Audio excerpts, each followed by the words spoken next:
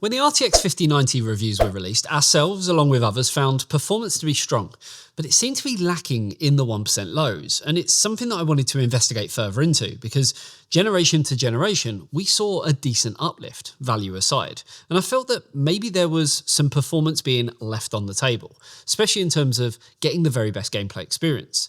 When it comes to 1% lows, they are critical for delivering smooth and consistent gameplay, and they just seem to fall short of expectations. Since the review embargo lifted, Nvidia has released a new driver update, moving from version 571.86 to 572.02, which got us thinking, could this address the issues that we saw in those 1% lows? Now, driver updates can often be the unsung heroes of GPU performance, ironing out quirks and boosting consistency in ways that can make a big difference, especially in demanding titles and especially on new hardware that hasn't had time to mature. So we decided it was worth taking another look, and today we're diving back into the RTX 5090 to see just how much of an impact this latest driver might have made. But before we get into that, here's a quick word from this video's sponsor. I'm never going to be an esports gamer. I never get any kills. I wouldn't be so sure of that. Is that Andy Raffel from eTeknix.com? Yes, my son. It is me, Andy Raffel from eTeknix.com. What are you doing here? I'm here to bestow upon you a gift that will transform you into a true gamer. With a 24.5-inch Full HD screen, 240Hz refresh rate, 0.5 millisecond response time, AMD FreeSync Premium, and height adjustability, you'll be gaming in the big leagues in no time. Thank you. No problem, my son. Why don't you check out the link in the description below to find out more.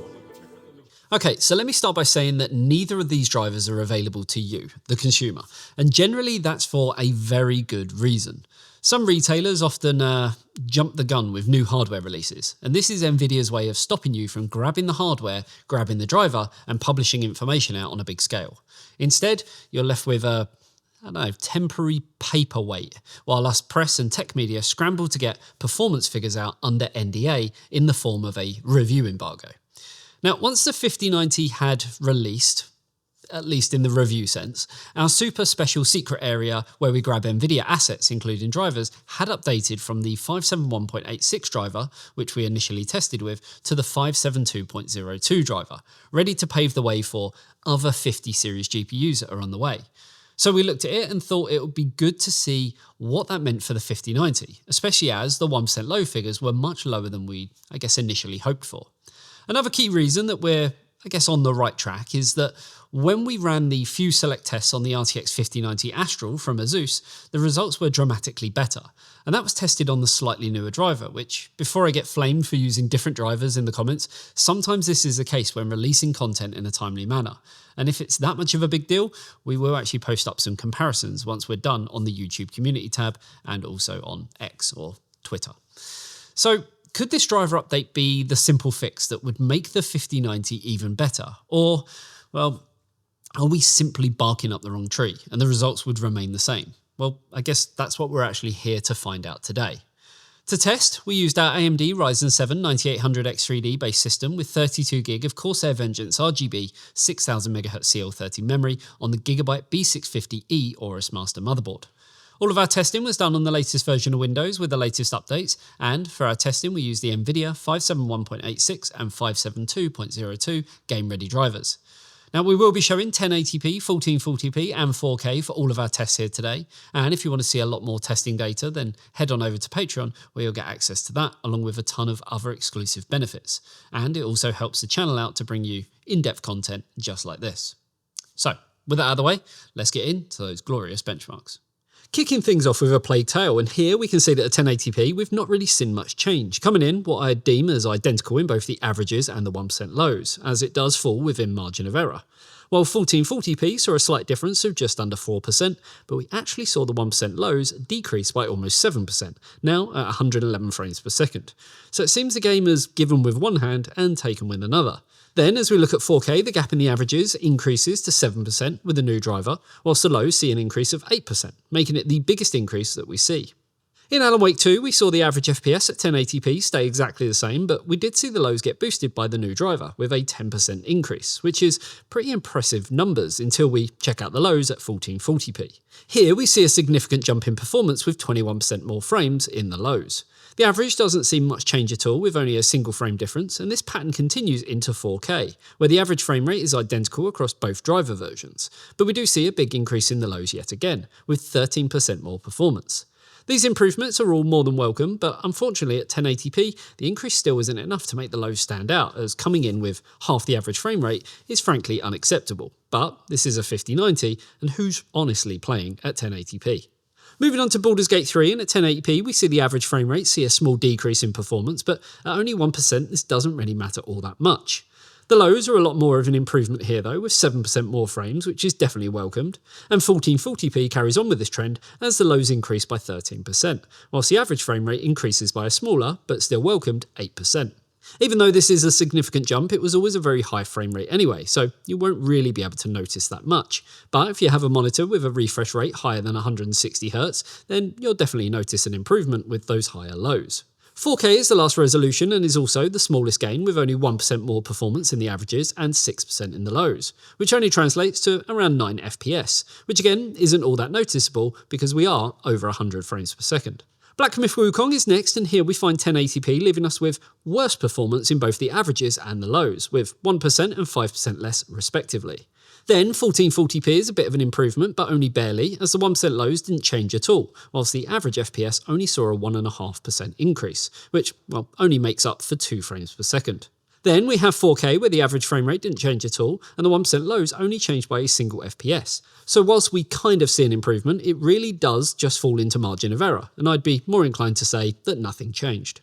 Then in CS2 we start off with some more disappointment, as at 1080p we see a 3% decrease in performance in the averages and a 4% decrease in the lows. Whilst any sort of decrease is disappointing, it would be remiss of me not to point out that both of these results fall into margin of error, so it could go the other way upon retests. Also, we are seeing frame rates over 500 frames per second here, so it doesn't really make much difference anyway. 1440p tells a different story, as we only see a 1% change in the averages, but this time it's an increase. Again though, this is margin of error, so it's nothing really to get too excited about. Then the lows, however, they do see a much better result with 12% more performance. Again though, with such high frame rates, this will be hard to notice. Then 4K ended up being somewhere in the middle, as we saw an increased average FPS with 2% more performance, whilst the lows saw a decrease of 4%. Now the most important thing to remember here is that with frame rates this high, these types of small frame rate differences won't even be noticeable. So for this title, again, I really wouldn't worry. In Cyberpunk, we see some pretty positive things across all the resolutions, with the 1080p and 1440p averages both seeing a 3% increase in performance, whilst 4K saw a slightly better 4% improvement. But what will make a slightly bigger difference to the gameplay experience is the lows here. Where at 1080p we saw an increase of 6%, at 1440p we saw a much bigger 14% increase, and then 4K saw an even bigger 22% increase in performance. And going from 62 to 76 FPS is enough to significantly affect how smooth the game feels to play. F124 is up next, and here we see some pretty impressive improvements, with the average at 1080p seeing a substantial 10% increase in performance, while the lows saw an increase of 12%, which is more than welcomed. 1440p was a similar story, but with some slightly smaller increases, with the averages seeing a jump of 6% and the lows seeing an increase of 7% in performance. 4K definitely has the tamest results here from our test, with only 1% more in the averages and a slightly better 4% in the lows, but it's still on the right track. All of these frame rates are incredibly high already though, so again you won't likely notice any difference, but an improvement is an improvement, so I'm not going to complain. Moving over to Fortnite, where at 1080p we have a, well, pretty bad start, with some small decreases in the lows and the averages, with 1% worse performance in both. 1440p sees an increase and a decrease, since the lows are worse with 5% lower frames, whilst the average saw an increase of 3%, so nothing too impressive, but it's still something. 4K saw the smallest difference of all resolutions, where here, with a change in the averages of only 2 FPS, works out less than a % difference, making almost no impact on how the game would feel. The lows saw a slightly bigger change, but with it being a decrease of only 2%, it's again nothing you'll notice and can be chalked up as margin of error. Booting up Indiana Jones, we find another mixed bag. 1080p saw an average FPS increase of 3%, whilst the lows saw no difference whatsoever. Then 1440p was a bigger improvement, with our average seeing an increase of 3%, whilst the lows saw a much bigger jump of 12%, and with this increase bringing the lows to almost 144 frames per second, giving you a much smoother gameplay experience overall. 4K is a lot less exciting though, as we end up losing a frame in the averages, but since this is a margin of error, I won't hark on about it too much. But we do actually see an increase in the lows of about 3%. As we look at Starfield, we find a game that really benefited from this driver update, as every result ended up seeing an increase, even if only slightly. At 1080p, the averages saw a healthy boost in performance of 6%, which, for free performance, is, well, pretty good. Obviously, it's nothing extraordinary, but it's still something. What is much nicer, however, is the lows, where we see a boost of 20%, making the smoothness of the game feel just a lot better. 1440p sees the averages level off a bit with only 2 FPS more from the new driver, but the lows are again the star of the show here with 27% more performance, narrowing the gap between the lows and the averages significantly. And ideally you want that gap as small as possible for the smoothest experience. 4K once again sees much smaller improvements, and with another 2 FPS increase in averages, there really isn't much worth talking about. But the lows are again the thing worth mentioning here, where we see a 9% bump up from 95 to 104 FPS, meaning that we now cross the 100 frame per second boundary. Then, in our last rasterization game, War Thunder, we find some decent performance increases, with 1080p being our only decrease, but with this being less than 1% in the averages, and with our frame rates already reaching over 600 frames per second, it makes no difference whatsoever. Whilst the lows are a bit better with 4% more performance. 1440p is better off since we don't have that pesky CPU bottleneck holding us back as much, and with 5% more frames in the averages and nearly 7% in the lows, you can see much better improvements from the new driver. Then at 4K we see the performance increase drop a little, but not by too much, with 3% more performance in the averages and 6% in the lows. Like multiple other games, however, this title sees some staggering frame rates pretty much consistently, so increases like this just don't make any difference to how the game feels overall. What this means for overall averages is that at 1080p we don't see a huge deal going on, with the averages at less than 1% moving up to the newer driver, while the 1% lows do see a slightly better uplift of 4%, which overall isn't exactly groundbreaking, but is still something. At 1440p, the average frame rate increases by 4%, and the 1% lows see a much healthier 8% increase, which is pretty impressive overall. While 4K with the new driver only gives us a 2% increase in the averages and a 4% increase in the lows, which is just on the cusp of margin of error. Moving over to ray tracing and starting with Alan Wake 2, and we see some pretty small increases in the averages, with less than a percent improvement at 1080p, only 1% at 1440p, and no change at all at 4K. The lows are a bit more exciting though, as we actually see some real differences. 1080p saw a 6% increase in performance in the lows, while 1440p saw a much more substantial 15% increase in frame rate, while 4K saw a similarly healthy 13% increase, narrowing the gap between the lows and the averages to less than 10 FPS, making for an incredibly smooth experience. Then in Black Myth Wukong we see some very small changes and pretty much the same result at all resolutions. What we found was that the new driver made, well, pretty much no difference, with all of the results falling just 1 FPS behind the frame rates that we saw with the old driver, with the exception of our 1080p average, which saw a 2 FPS decrease, which, well, makes no difference at all. So for this title, it's safe to say, nothing changed at all. In Cyberpunk, we saw pretty much the same thing with almost no difference in most of the results, with the one outlier being the 1% low frame rate at 1080p, where we saw an increase of 7% over our original results. Beyond that, the only thing worth pointing out is that 1440p was the only resolution to lose performance over the old driver, but only by a single FPS, while the only other thing that stands out is our 4K 1% lows, where the new driver sees an increase of a whopping 2 FPS, so in reality, nothing again.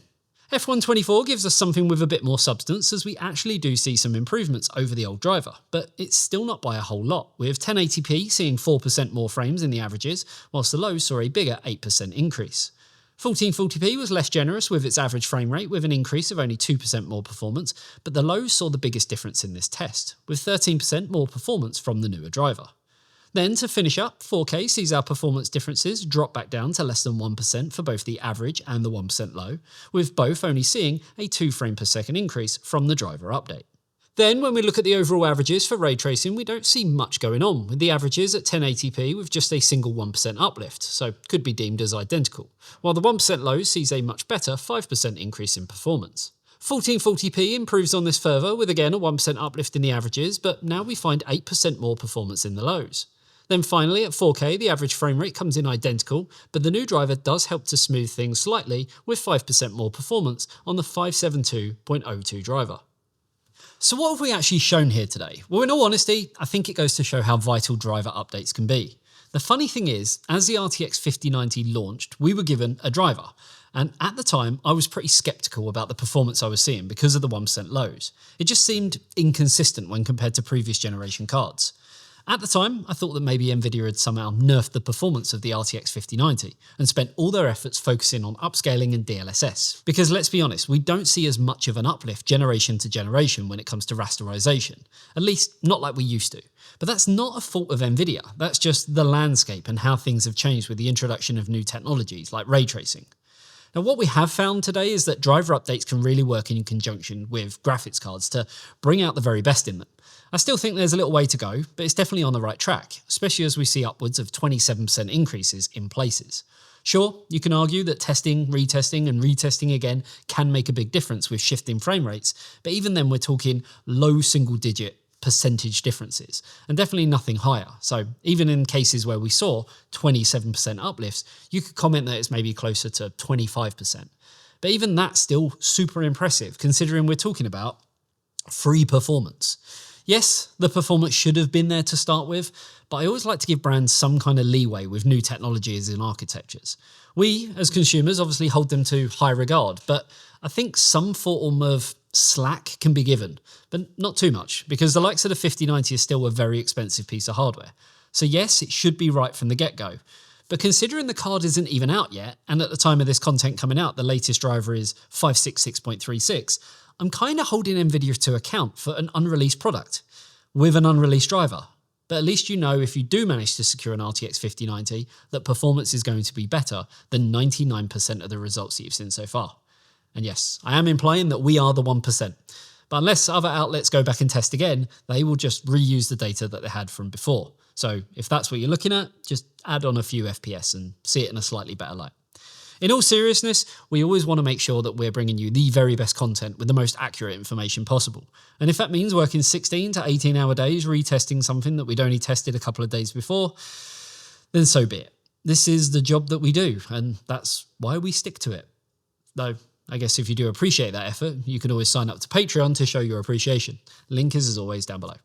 For now, that's going to wrap this one up. As an FYI, this driver will be used in our RTX 5080 content, and we have a lot more coming soon as well, so including a look at the RTX 5090 again, but with limiting the bandwidth of PCI Express. So make sure you're subscribed for that. If you did enjoy this video, then a like and a sub to the channel would be amazing. And if you love what we do, then as mentioned, we have Patreon, which gives you a ton of cool and exclusive benefits, along with helping us out like you wouldn't believe. Link, as said, is down below. Thanks for tuning in. I'll see you in the next one. See you later, guys. Bye-bye.